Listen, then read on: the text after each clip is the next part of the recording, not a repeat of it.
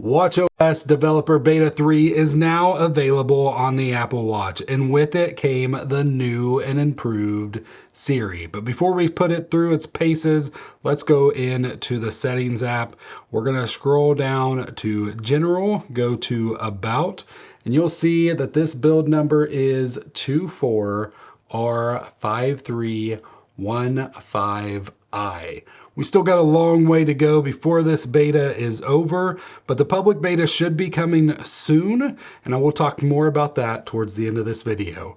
But let's go ahead and get right into what you really care about, and that is the new Siri. So it has everything synced from the phone. So a lot of this request and stuff I've actually asked from the iPhone, but we can go in here. We can hit the plus button right here if we want to ask a new one. Let me just tap it.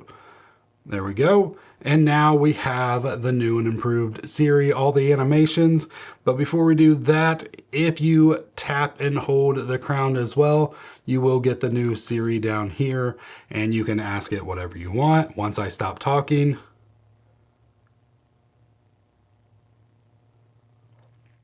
it will start to process everything I just said, and now it's trying to look into it, and it's probably going to struggle because I obviously wasn't even asking it anything. Now, obviously, we expect the watch to be more limited than the phone, but I'm going to ask it some stuff that the phone can do and just see what happens. Can you find an email for me?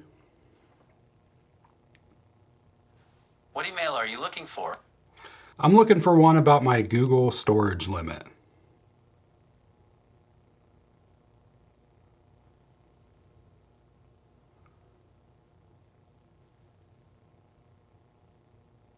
I found a few emails from Google Workspace about your storage limit.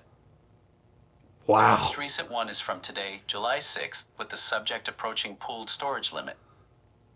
All right, so you can see right here, it shows the email. I'm guessing if I tap in on it, it will automatically launch the email. That is insane. Well, will it launch the email? Maybe not. Maybe. Nope. Doesn't look like it. Nope. All right, so now I have to go find it. Let me see if I, real quick, if I go back in here, I go back to the email search because everything's saved. So if I tap it again, now will it launch it? No, it looks like it still just launches the app. What if I try this email? Nope, still just launches the app. So it doesn't actually find the email, at least in this case. Let me just see. Well, obviously this one's right up here on front. Let me just try that one. Can you find an email from Subsplash Academy for me?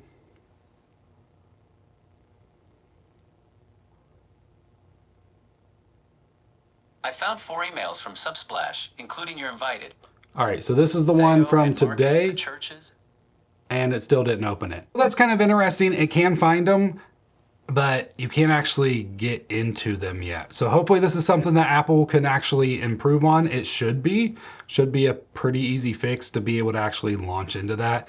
Remember, this is beta and stuff can take a little while. Back to the email and my Google storage limit. Can you tell me exactly how much percentage that I've used of that pooled storage amount?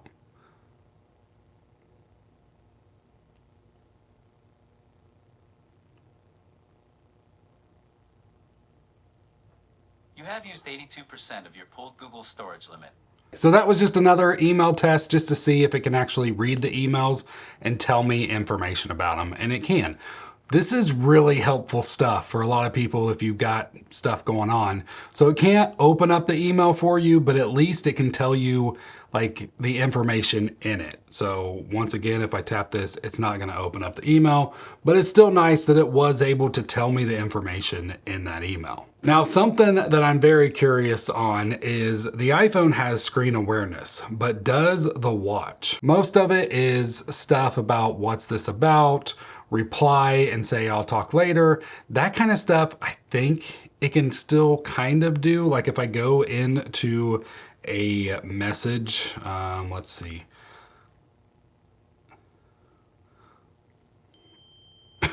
So, will you come pick us up? So my son just sent this and said, will you come pick us up? So if I activate, reply and say, yeah, I'll be right there.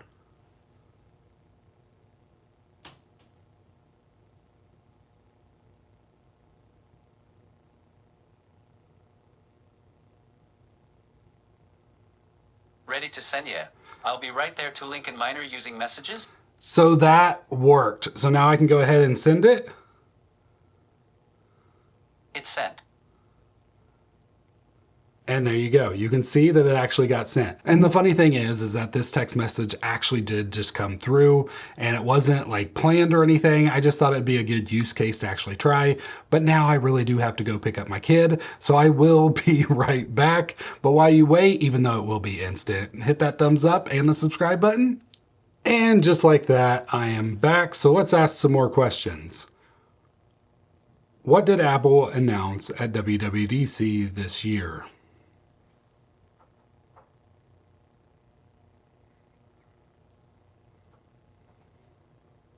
At WWDC 2026, Apple's main announcement was Siri AI, a rebuilt, more conversational version of its voice assistant powered by Google's Gemini models. The company also unveiled its next-generation operating systems, iOS 27, iPadOS 27, macOS Golden Gate, watchOS 27, tvOS 27, and visionOS 27. So a lot of information there, and it read most of it to me and then it kind of stopped right here at the key announcements. But all this seems accurate, so that's good. It does have knowledge on latest information. Obviously, this is Apple information, so I probably should ask it some other information as well. But before we do that, I am going to see if I can turn up the volume on here so we can hear Siri a little better. So we're going to turn off adjust and turn this bad boy all the way up. What were the biggest fireworks over this weekend?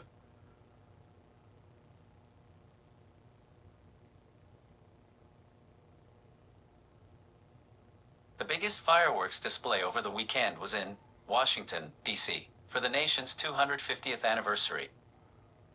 The show featured over 850,000 pyrotechnics launched from the National Mall and Potomac River, lasting approximately 40 minutes. Wow, I didn't even know that, so that's kind of cool. I knew they were having celebrations and everything like that. I didn't know just how massive that fireworks show was and the fact that it lasted 40 minutes. So we also have some other celebrations. So it mentions New York's, Nashville's, Pittsburgh's, and a few others. So it does pretty good with recent information and giving you all the details on that, which is great to see. Now, one of the biggest things about the new Siri is it now has that context awareness to where you can ask it a question and then compound on that without having to restate a bunch of information. So let's go ahead and ask it a few doing that. How much rain are we supposed to get today? There's a slight chance of rain within the next hour. Okay, now I have to hit that button because it does automatically cancel. How about in Orlando, Florida?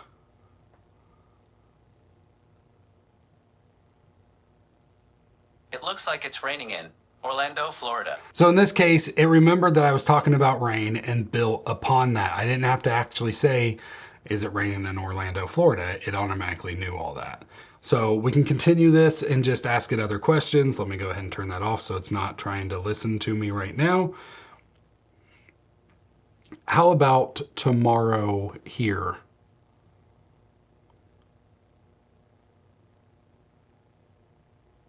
There's no chance of rain tomorrow. Okay, so it had all that. So this is great to see, and you can do this in all sorts of different ways, but it's cool that it can build upon that. Now, Siri, I believe, has always had access to step count and stuff like that, but I feel like we should just check it anyway.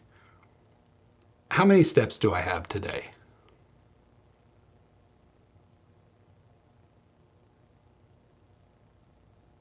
You'll need to enable access to health data first. Okay. So how do I do that? Health data. And it looks like it's currently frozen up on me, so that's great. There we go. Access health data. So now Siri has access to it. How many steps do I have today?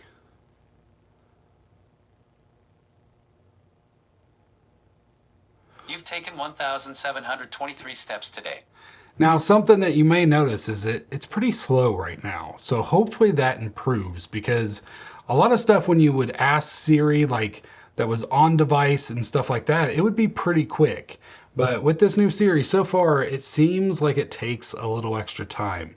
Now, let me just double check. So my step count app is a little bit behind because I did go without my watch, and mine focuses just on watch steps and not combining the iPhone and watch. But there is a backup now for this that I just released to get you to where you can rely on HealthKit if you want to after the day is over. So let's try another email thing. Write an email to Tim Cook that says, "How's everything going today?" What would you like the email to say? How's everything going today?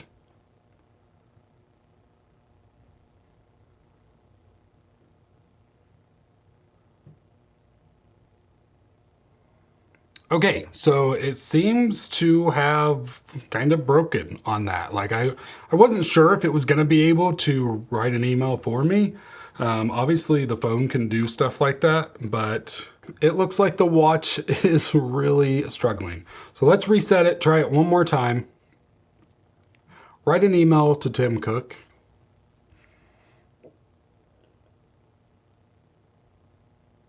I can't create emails on your Apple Watch, but you can do this on your iPhone. Okay, so now it has learned that it can't do that on the Apple Watch. So that's kind of cool. Like it originally thought it could, and then it took forever and then figured out that it couldn't. Now, when I first got Siri, like I saw the icon, I actually had to go into settings, and then let me get all the way back because it actually took me pretty far in here. We go down to Siri, and then I scroll down and there was a setup now button. Now it was grayed out initially. I wasn't sure, maybe it was already doing the work to actually get to actually set it up, but I ended up just restarting the watch and then I could actually hit the button. Once I did hit that setup now button, I did get this screen that said download now. It says FPO. I'm not sure what that stands for. I could probably look it up. But it said Apple will try to download this data when on charger and on Wi-Fi. Are you sure you would like to download this data now? So I hit download now. It took a little while, and then Siri seemed to be working. Like I was able to open up the app. It was just telling me beforehand that it wasn't available yet, and to go into the settings. So it kind of guided me through all that, which was nice. But now it's fully functioning, and you know, it's pretty good so far. But back on the watch, there were some stuff with the animation. One of the things is in the last build, the Apple Pay animation was really good, and now it's not as good anymore. So if I go ahead and just double tap this, that's what activates Apple Pay. Let's try it one more time. You see a little bit of the control center. I'll do it one more time. In the last build, you didn't get any of that. It automatically just went to it. And I was really excited because I don't know, for whatever reason, that just drives me nuts. It's still better than what it was, but it's not as good as what it was in beta 2. Notification center seems to be pretty fluid. The Smart Stack stuff seems to still be working really well. Now, in 26, you could actually continue scrolling and get to your app list from here. I don't know if I mentioned that yet or not, but that is turned off now that we have this dynamic grid system. You can't scroll up from here either. You used to be able to do that. None of that works anymore, so I'm not sure what's going on there. I don't know if that will come back. As I mentioned, the app switcher is still not there. No new watch faces, nothing like that. But overall, seems to be pretty good. Battery life on the betas has been okay. It's not been the best, but it's not been the worst. So hopefully beta 3 will be better. It's too early to tell right now. But if we go back into settings and I scroll to battery, you will see this device is currently at 68%, but the battery health on it right now is still at 99%. So both my Series 10 and Ultra 3 are around 99, 90, or probably let's just say 98 to 100%, because I'm not sure where the Series 10. Last I looked at it, it was still at 100. So both of those are really good battery health wise, and both of them I can guarantee 24 hours. Much more than that, like I get a little concerned because it gets down pretty low on, especially on the Series 10. On the Ultra, I could possibly still push it to 36. That's my normal like amount that I go.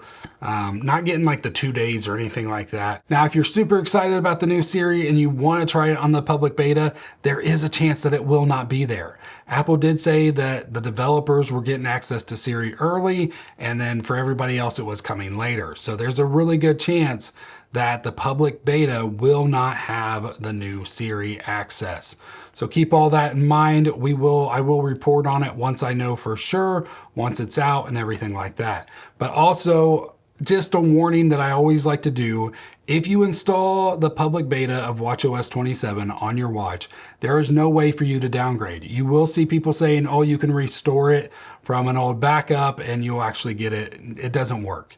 The only way to downgrade is actually to mail your watch into Apple. And you're looking at going without your watch for probably a week. Now, Apple doesn't normally charge for this.